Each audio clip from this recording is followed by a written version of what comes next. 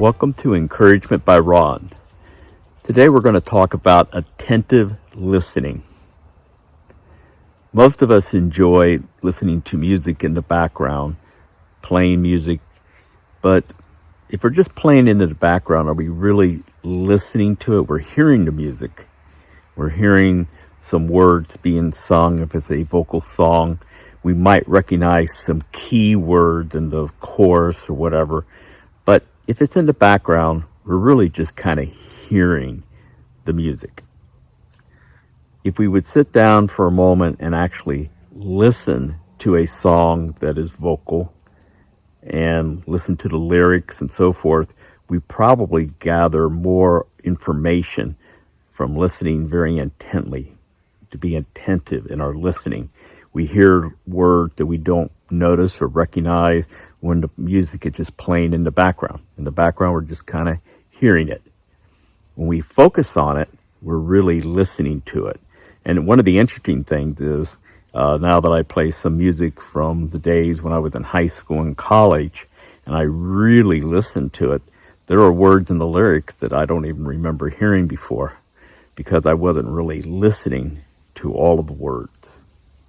Well, same thing for our conversation, whether we're talking about our professional life, our spiritual life, or our personal life.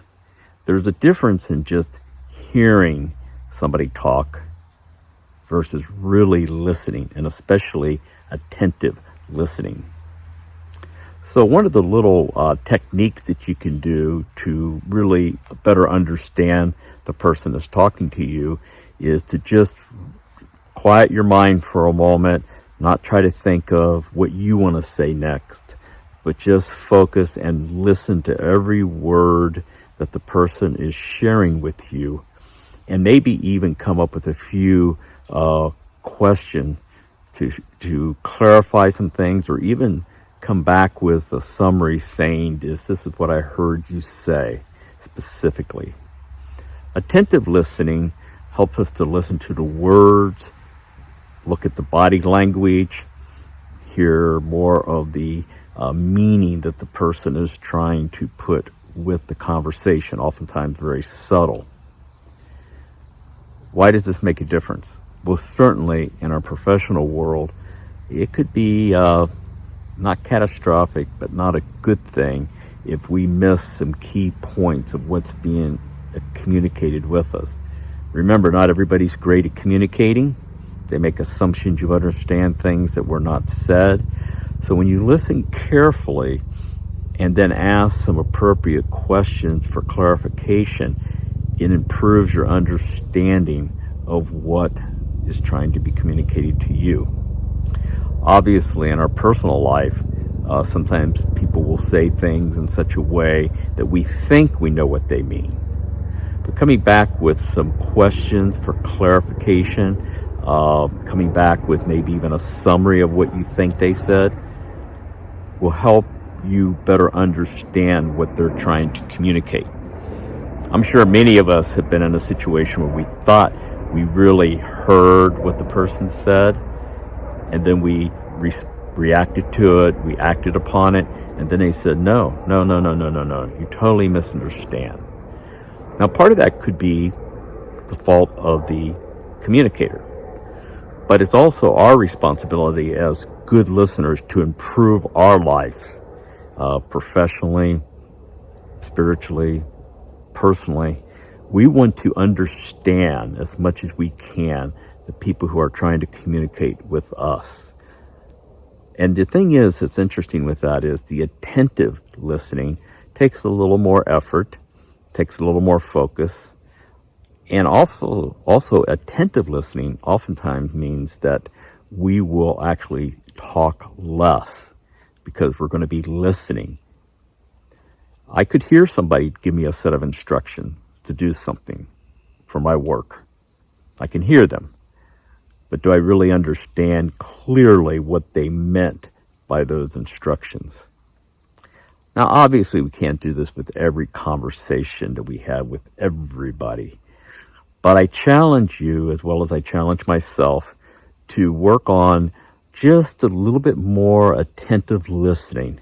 Quiet yourself, listen, focus, and then respond back with what you think they said.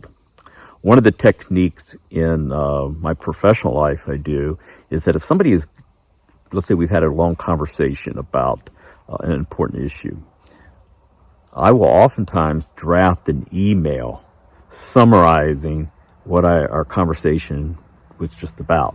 Did I understand the clear points and the point of action? And I'll send that to that person within an hour or two after we talk. Oftentimes, it comes back with a reply for more clarification that I misunderstood one point, or maybe it wasn't clearly stated. This helps with making sure we understand, especially important things, things we're going to do in our professional world, or even things in our personal conversations and our personal relationships. We want to make sure that we are being attentive. Now, of course, I have a habit that I think many people have, which is, I'm just got so much to say. I love to talk. So while somebody's talking to me, I'm forming, okay, what is it I want to say next? I'm thinking about what I'm wanting to say next and communicate. And oftentimes in doing so, I'm actually taking focus off of what that person is saying to me. And that is not attentive listening. That's just where we're just going back and forth, just hearing words, just catching a bit of this, a bit of that, but not fully understanding. In the future, we're going to be talking a lot about the book, The 7 Habits of Highly Effective People. And in there we have, one of the habits is to become a very good, attentive listener. And we will be going into great depth of that in future sessions. Thank you.